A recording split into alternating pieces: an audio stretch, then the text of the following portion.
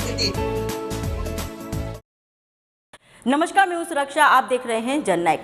आज आधी आबादी का दिन है। वैसे तो हर दिन उनका होना चाहिए, लेकिन उनके संघर्ष का प्रतीक यह दिन उन्हें दिया गया है। जननायक की ओर से बूंदी में एकलव्य पब्लिक स्कूल में आधी आबादी की समस्याओं पर संगोष्ठी का आयोजन किया गया। स्कूल में इसके लिए शिक्षकों ने शानदार व्यवस्थाएं की थी। महिलाओं का स्वागत फूलों से किया गया तो विदाई पौधों के साथ हुई।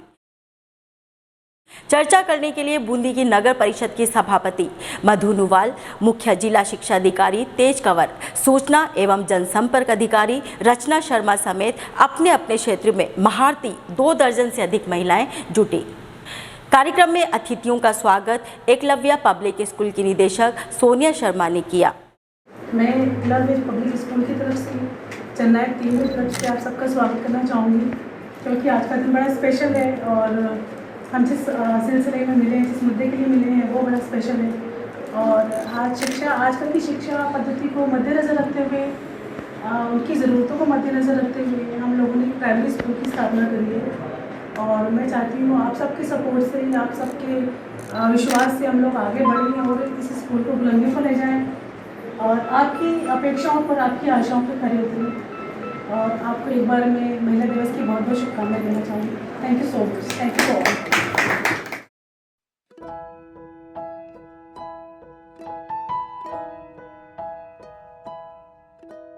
उन्होंने संकल्प किया कि वे उनके संपर्क में आने वाली सभी पीड़िताओं की मदद करेगी।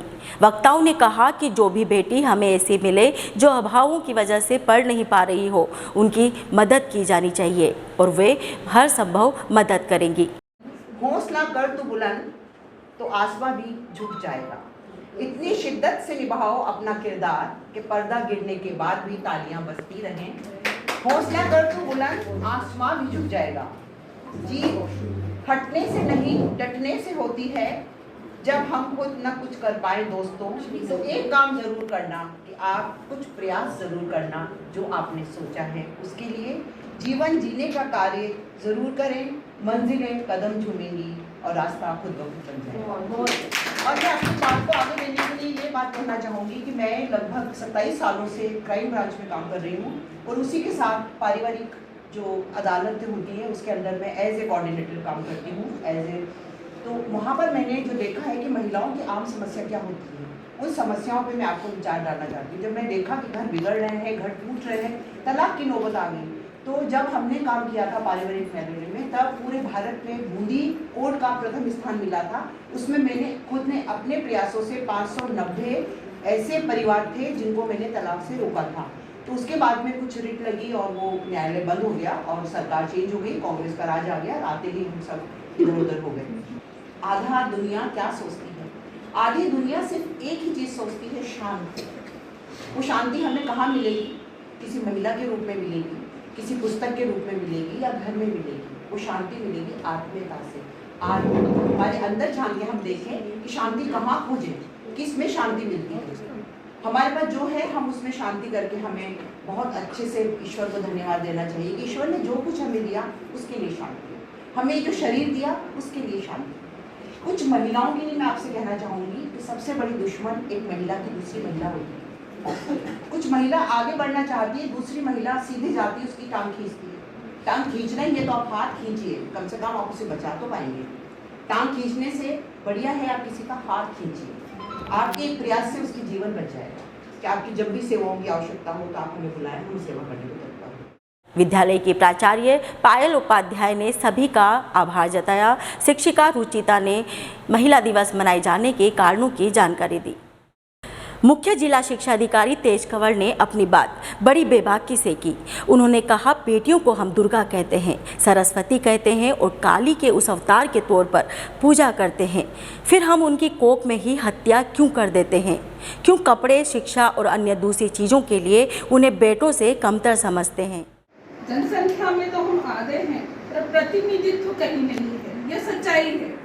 शिक्षा की बात करें तो आज भी शिक्षा में जो बालिकाओं का प्रतिनिधित्व होना चाहिए वो कहीं नहीं है।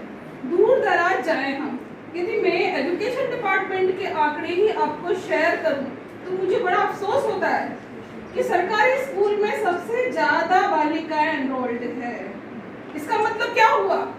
आज भी अभिभावकों की ये मानसिकता है कि बेटी तो पराया धन है, इस पर मैं पैसा क्यों खर्च करूं, क्यों इसको मैं हायर एजुकेशन में भेजूं, क्यों मैं इसको क्वालिटी एजुकेशन में इसका पैसा खर्च करूं। तो बेटे को लेके तो उसका सोच है कि प्राइवेट स्कूल में पढ़ेगा, ये अच्छे पद पर जाएगा, ये तो फिर रिटर्न में हमारी सेवा करेगा, हमारे घर का कुल का गौरव है, हमारा नाम बढ़ाएगा। तो बेटा तो कुल का गौरव है, ये मानसिकता आज भी है, हमें स्वीकार करना चाहिए, सच्चाई है। और बेटी पराया धन है। तो ये मनस्थिति, ये मानसिकता समाज में बदलने की आवश्यकता है। यह सवाल मेरे मन में बरसों से कौंध रहा है और महिला दिवस जैसे आयोजन में यह पीड़ा और बढ़ जाती है। मेरे सवाल इसलिए भी क्योंकि हम यानी महिलाएं आबादी में आधी है, लेकिन प्रतिनिधित्व हम आधे नहीं है। हम बात करें बालिका सरपंच भी बन गई तो सरपंच पति उसके सामने होता है। उच्च शिक्षा की बात करें हम तो यदि प्रॉपर्टी का है प्रावधान तो कितनों को मतलब प्रॉपर्टियां मिलती है। ये सब डिस्प्यूटेड मैटर बनते हैं और परिवार में विवाद पैदा करते हैं। जब भी कोई लड़की खड़ी होकर अपने भाइयों से कहेगी कि मुझे भी मतलब आप हिस्सेदारी दे दीजिए, तो शहर से कोई हिस्सेदारी नहीं देता है। यदि वो लेके लड़ेगी तो समाज भी उसको कहेगा अरे ये कैसी बहन है, ये कैसी बेटी है। समाज से भी उसको एक तरह से उसका बुरा एक मैसेज जाएगा और घर वालों के तो दरवाजे फिर हमेशा के लिए बंद हो जाएंगे। और यदि वो चाहे कि मैं निस्वार्थ रूप से अपने माता पिता की सेवा अपने ससुराल से आके करूं, उसके ससुराल वाले सपोर्ट नहीं करेंगे। वो भी कहेंगे कि तुम हमें हमारा तो ध्यान नहीं कर रही हो तुम और बार जा रही हो अपने। तो लड़की की स्थिति कितनी चैलेंजिंग है, कितनी चुनौतियां है उसकी लाइफ में। तो कुल मिला के हम बात करें, आज़ादी मिली है, बराबरी का अधिकार मिला है, परंतु फिर भी सही मायने में जो हक मिलने चाहिए अभी महिला आज भी उसका इंतजार कर रही है। यदि हम सरकार में प्रतिनिधित्व की बात करें तो आप देखिए कितनी हमारी एमएलए हैं महिलाएं, कितने एमपी तो बहुत कम है, शायद 1% प्रतिनिधित्व भी नहीं है। और जब महिला दिवस आता है मांग उठती है कि महिलाओं का भी अलग से लोकसभा में और विधानसभा में रिजर्वेशन होना चाहिए। वास्तव में होना चाहिए, बहुत जरूरी है। बिना रिजर्वेशन के किसी भी हालत में भागीदारी हो ही नहीं सकती है। तो महिलाओं का रिजर्वेशन की मैं पूरी तरह से मैं पक्षधर हूँ। महिलाओं को आगे बढ़ाने के लिए होना चाहिए। जो पंचायत में रिजर्वेशन हुआ है उससे वास्तव में कई सुधार हुए हैं। पढ़ी लिखी सरपंच, पढ़ी लिखी प्रधान अपने निर्णय लेती है, वो अच्छे काम कर रही है। वो ये जरूर है कि अभी भी उसके परिवार में वो सरपंच पति है, वो अपने निर्णय थोपते हैं, वो वही घूंघट में ले जाके बिठाते हैं। तो ये सारी आज की स्थितियां हैं। ये आज़ादी के इतने समय बाद तो इसमें बदलाव लाने की जरूरत है। जिले भर में शिक्षा के हालात पर भी चर्चा की गई। सरकारी स्कूलों में बेटों की तुलना में बेटियों का नामांकन अधिक होता है। शुरू में बड़ी खुशी होती थी यह देखकर कि बेटियों की पढ़ाई को लेकर जागरूकता है। बाद में पता चला कि निजी स्कूलों में बेटों का नामांकन अधिक है, बेटियों का कम। यानी समाज में अब भी बेटियां असमानता को भुगत रही है। लड़की है तो सरकारी स्कूल में पढ़ा दो ताकि बेटी पर खर्च नहीं करना पड़े, वहीं अगर बेटा है तो उसके लिए तिजोरी खोल दो। जब मैं इस मुकाम पर पहुंच गई हूँ, आज मैं तीसरी बार पार्षद हूँ बूंदी की, तो आज बहुत अच्छा लगता है। जब किसी की समस्या होती है तो मैं उन समस्याओं का समाधान करती हूँ और अपने आप को उसके काबिल समझती हूँ। तो मुझे लगता है कि मेरा जीवन में सपोर्ट किसने किया? एक पुरुष ने किया। मेरे दादी ससुर जी ने, यहाँ तक कि मेरे हस्बैंड ने। और मुझे रोका किसने? एक महिला ने रोका। तो ये वास्तव में सही है। पुरुष महिलाओं को आगे बढ़ने से नहीं रोकते, बल्कि सपोर्ट करते हैं। जहाँ भी उनको ज़रूरत होती है तो सपोर्ट करते हैं। रोकता कौन है? महिला ही रोकती है। 10 बार अगर कहीं आएगी जाएगी तो कहेगी ओह आजकल तो देखो ठाठ, फुर्सत ही नहीं मिलती, जाने का दौड़ती रहती है, बल्कि उसको टोकती है। जैसे कोई महिला प्रेग्नेंट है, उसको कुछ बच्चा होने वाला है, बहू को, तो दादा चाहेगा कि पोती हो। हर आदमी ये नहीं चाहता है कि उसको लड़का हो या लड़की, लेकिन दादी 10 बार कहती है डॉक्टर साहब हमारा तो पोती ही होनी चाहिए। और एक खुद माँ की भी यही होती है कि उसको बेटी ना होकर एक बेटा ही हो। इसका शायद उन नन्ही बेटियों को अंदाज़ा भी ना हो, लेकिन उनके जन्म के साथ ही उनके साथ भेदभाव का खेल शुरू हो जाता है। मैं ये कहती हूँ कि आजकल जो पहले तो जो महिलाओं का बेटियाँ होती थी उनको गर्भ में मार देते थे और जो भ्रूण हत्या, लेकिन आज थोड़ी जागृति आई है इसके लिए। जागृति ऐसे आई है, या तो एक तो इसमें बैन लगा दिया ताकि कोई ये जांच ही ना हो, और दूसरी है कि महिलाओं में भी जागृति आई है कि बेटे और बेटे में कोई फर्क नहीं है। एक बार बेटा तो शादी होकर बदल भी जाता है, आखिर काम बेटी ही आती है। तो बेटियां हमेशा माँ बाप की केयर करती है। बेटियां आज हर क्षेत्र में आगे हैं। 100 शिक्षक के बराबर एक महिला है जो कि अपने बच्चे को और अपने परिवार को, बच्चों को शिक्षा देती है। जो शिक्षा, पहली शिक्षा जो माँ की होती है ना, आगे जाकर बच्चा वही करता है, वहाँ से सीखता है। अगर कोई बच्चा चोरी करता है, माँ अगर नहीं रोकती है तो बच्चा आगे जाकर क्या बनता है? माँ की शिक्षा ही आगे जाकर बच्चे के काम आती है। तो पहली शिक्षक तो हमारी माँ है, जो 100 शिक्षक के बराबर एक शिक्षक मानी गई है। तो शिक्षा के क्षेत्र में माँ का योगदान, परिवार के क्षेत्र में माँ का योगदान, परिवार में कैसे त्याग की भावना से रहकर के पूरा परिवार को चलाना, ये एक महिला का कार्य है। वो महिला परिवार को ही नहीं, आज देश को चला रही है। आज हमारी बहनें हर क्षेत्र में पुरुष से कंधा मिलाकर काम कर रही है, परंतु जब उसका कोई दायित्व आता है या वो किसी पद पे पहुंचती है या उसको सम्मान की जरूरत पड़ती है, तो उसमें भी पुरुष उसके बीच में आकर खड़ा हो जाता है। जैसे मैं पंचायत राज से 2005 से जुड़ी हुई हूँ। मैंने कई ऐसे देखे, ऐसी बहनें देखी है, वो करना चाहती है, वो काम करना चाहती है, जैसे सरपंच बनती है या कुछ और भी दायित्व मिलता है उसको पंचायत राज का, परंतु वहाँ भी उसके पति उसका इंटरफेयर रहता है, साइन नहीं करेगी तो कुछ नहीं करेंगे। और जब भी कोई सम्मान की जरूरत पड़ती है, जैसे कोई मंच पे आज हम बहने बैठे, जैसे वो मंच पे जाके बैठती है, तो वहाँ भी उसके पति को सापा बंधाया जाता है। मैंने कई जगह विरोध भी किया है, कई लोग मुझे नाराज हुए, भाई सरपंच पति को क्यों सम्मान मिल रहा है, भाई उस बहन को सम्मान मिलना चाहिए जो पंचायत राज में आरक्षण से वो उस जगह पहुंची है, तो उसको उसका सम्मान मिलना चाहिए। शिक्षा की वजह से ढूंढा गया गांव में महिलाओं को, 10वीं पास कौन है, 8वीं पास कौन है, तो कोई मिली नहीं, मैं ही मिली और मुझे मौका मिल गया। घर वालों ने मैं इसको लड़ा, तो मैं पॉलिटिक्स को नहीं जान रही, लड़ ली चुनाव। जब चुनाव जीती, प्रधान बन गई, तो ससुर घर वाले बोले प्रधान कौन करेगा। मैंने कहा भाई ये कौन सा तरीका है प्रधानी करने का, मैंने कहा मैं कुछ भी हो जाए प्रधानी तो मैं ही करूँगी। उस समय मुझसे 5 साल तक नाराज रहे पूरे घर वाले, लेकिन धीरे धीरे जब मैं बनी, मेरा काम देखा, तो वो इतने खुश हुए कि इसमें इतनी काबिलियत थी क्या। क्योंकि जब मैं प्रधान नहीं थी तब मैं वही सिंपल जिंदगी जीती थी, रोटी बनाती थी, खाना बनाती थी, पति को खिलाती थी, इतना घूट रखती थी, और वही पूरे जॉइंट फैमिली में साथ में रहती थी 15 जनों के साथ, और खाना वाना सब कुछ जानती नहीं थी। मालूम मुझ में क्या काबिलियत है मेरे को पता ही नहीं था कि मेरे में इतनी काबिलियत है।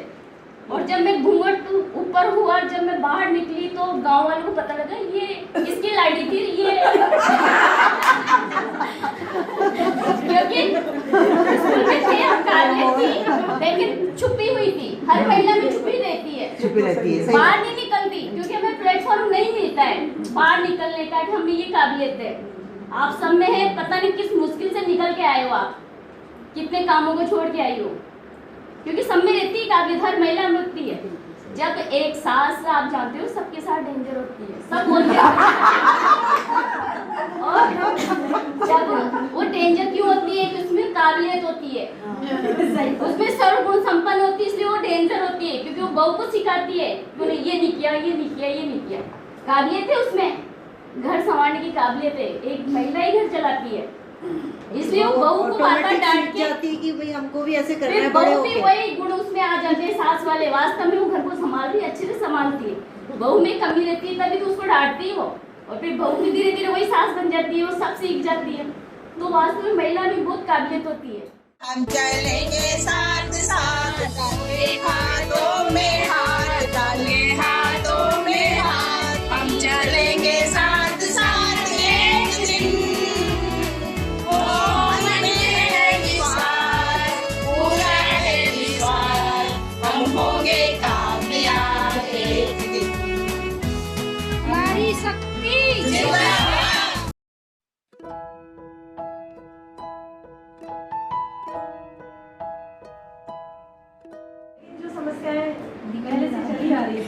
वो आज भी विद्यमान है। ये हमारे लिए बहुत ही सोचने की बात है। और मैं ये कहूँगी कि उसके लिए हम सब भी बहुत जिम्मेदार हैं। ये कहने में भी मेरे को कोई संकोच नहीं है कि हमारी एक बहुत बड़ी जिम्मेदारी है संस्कार देने की, अपने परिवार को एक सही राह पर ले जाने की। तो मैं सभी का यही आह्वान करती हूँ कि आप अपनी सोच बदलते हुए और अपने बच्चों को संस्कारित करें, तो जो भविष्य होगा वो जब जैसा हम चाहते हैं वैसा बनेगा। अपने ऊपर होने वाले अत्याचारों को अपने संस्कारों की बेड़ियाँ पहनकर वहीं के वहीं स्टॉप कर देती है। तो मैं ये 4 लाइनें हैं जो मैं बोलना चाहती हूँ, सभी के लिए है और आपके आसपास बिखरी हुई जो स्त्री समुदाय की शोषित पीड़ित महिलाएं हैं उनके लिए भी है कि स्त्री तुम मौन क्यों हो। मौन तुम्हारी सबसे बड़ी कमज़ोरी है। मत रहो मौन कि जकड़ी हुई बोलियाँ मौन से नहीं खुलती, उन्हें झिझोड़ना पड़ता है। उनके आपसी संघर्षों से होती है ध्वनियाँ और ये ध्वनियाँ ही तुम्हारी जड़ हुई अंतश्चेतना को झकझोरती है और उठ पड़ती है अंगड़ाइयाँ लेकर किसी नए आगाज़ की ओर। यही समय है अपनी जागृत चेतना को मन और आत्मा से स्पर्श करो, महसूस करो, आवाज़ दो कि बस अब और नहीं।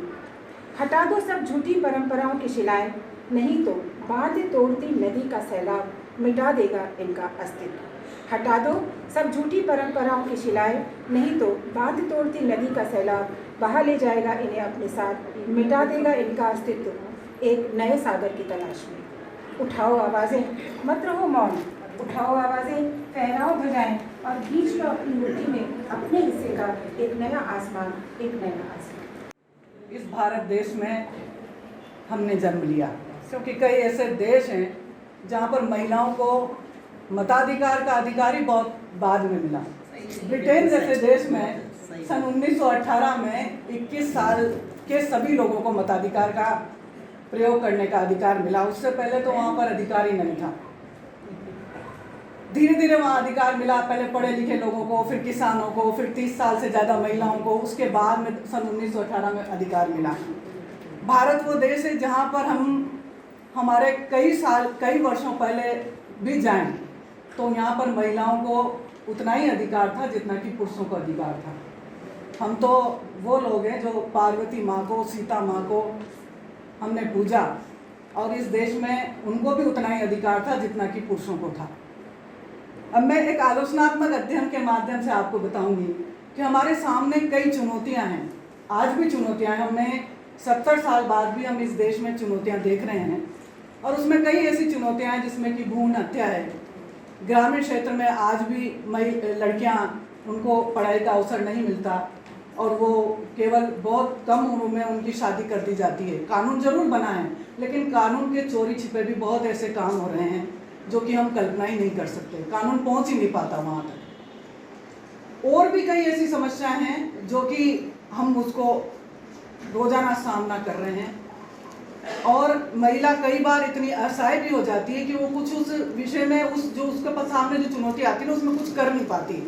और हमारी कई बहनें या बेटियां कई बार आत्महत्या कर लेती हैं, कई बार उनको जलाकर मार दिया जाता है या किसी भी तरीके से मार दिया जाता है। ये सब चुनौतियां हैं हमारे सामने। और एक और बात जो कि सबको कड़वी लगेगी, कई बार तो ऐसे विषय भी आए जिसमें महिला ही महिला का साथ नहीं देती है और वो हमारे लिए सबसे चुनौती वाला विषय है। इसमें पुरुष शायद मुझे लग रहा है 20% ही काम करते होंगे लेकिन महिलाएं इसमें ज़्यादा रहती हैं। परिवार से तो समाज बनता है और समाज से देश बनता है।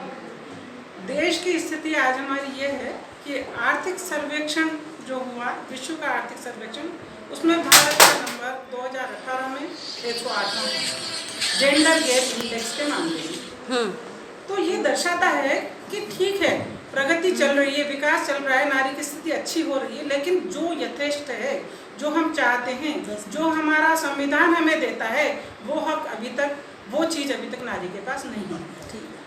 तो जहाँ जो यूनिट है, जो देश की यूनिट है, जो परिवार है, और परिवार का आधा हिस्सा जो महिला है, वहाँ से जब परिवर्तन की बयार शुरू होगी, जब वहाँ से परिवर्तन का सूत्रपात होगा, तभी हमारे देश की जो स्थिति है वो परिवर्तित हो सकती है। पुरुष महिलाओं के बीच में बराबरी का दर्जा, बराबरी का हक, ये अंतर्राष्ट्रीय महिला दिवस की जो थीम है वो अपने आप में ये सूचित कर रही है कि पुरुष और महिला कहीं ना कहीं, एक पुरुष श्रेष्ठ है, महिला कमतर है, उसका बराबरी का हक नहीं है, उसे कहीं वो पिछड़ रही है, कहीं उसे अपॉर्चुनिटीज़ की कमी है, वो शिक्षा के क्षेत्र में कहीं पुरुषों से पीछे है, या वो जो कर रही है उसके काम का मूल्यांकन नहीं हो रहा, उसको मतलब इग्नोर किया जा रहा है, उसके काम को वैल्यूएशन नहीं हो रहा है उसके काम को।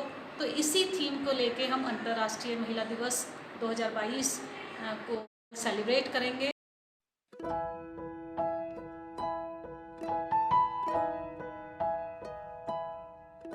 जिस देश में यत्र नार्यस्त पूज्यन्ते रमन्ते तत्र देवता संस्कृति पर महिलाओं को पूजा जाता रहा है, उस देश में कई सारी महिलाओं को समस्याओं को फेस करना पड़ रहा है।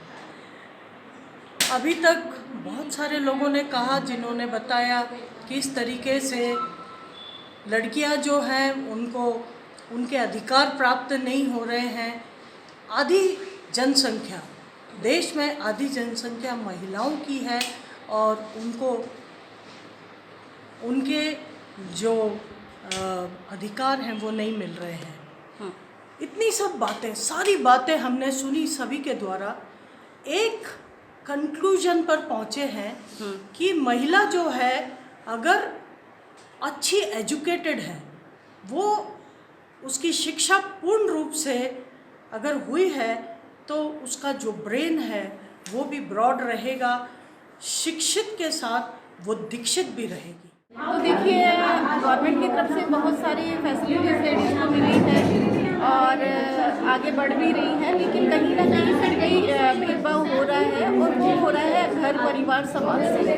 तो इसके लिए चाहिए कि शिक्षा महिलाओं के साथ साथ पुरुषों को भी दी जाए, क्योंकि महिलाएं सब कुछ अच्छा कर रही है, लेकिन पुरुष वही अहम में रहता है कि मैं पुरुष हूँ, मैं ये कर सकता हूँ, वो कर सकता हूँ। तो वो चीज़ नहीं होनी चाहिए, समाज दोनों को शिक्षा जरूरी है।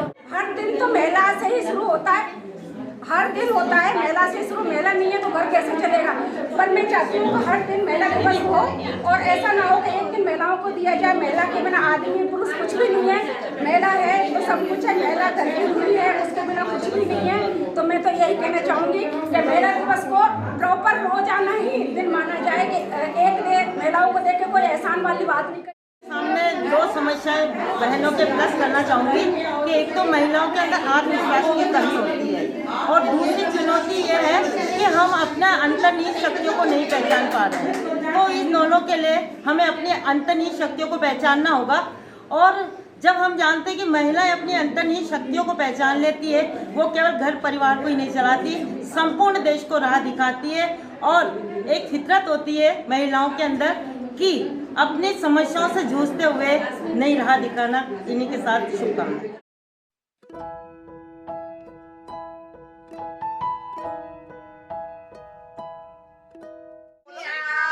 हम होंगे कामयाब, हम होंगे कामयाब एक दिन। हो मन में है विश्वास, पूरा है विश्वास, हम होंगे कामयाब एक दिन। आज भी बेटियां इस छाप से आज़ाद नहीं हो सकी हैं कि वे पराया धन है। यही सोच उन्हें सारी जिंदगी ढोनी पड़ती है। ऐसे में बेटियों को पढ़ाइए, खूब पढ़ाइए, तब तक जब तक वे अपने पैरों पर खड़ी ना हो जाए। आज बूंदी को देखिए, जिला कलेक्टर, मंडल वन अधिकारी, जिला शिक्षा अधिकारी, सूचना जनसंपर्क अधिकारी और नगर परिषद की सभापति, सभी पदों पर महिलाएं काबिज है। तो आप भी बेटियों को पढ़ाइए और फिर देखिए हमारी बेटियों का परचम ऐसे ही हर जिले में फहराएगा। अब संघर्ष आधी आबादी के आधे प्रतिनिधित्व का है। बूंदी में कोई भी छोटे बच्चों के लिए अच्छा बेस्ट स्कूल्स नहीं है, तो हमें बहुत प्रॉब्लम हो जाती है उनको कोटा अप डाउन कराने में। बच्चे भी बहुत अनईजी होते हैं, हम लोग भी कंफर्टेबल नहीं रहते हैं, टाइम भी बहुत वेस्ट होता है।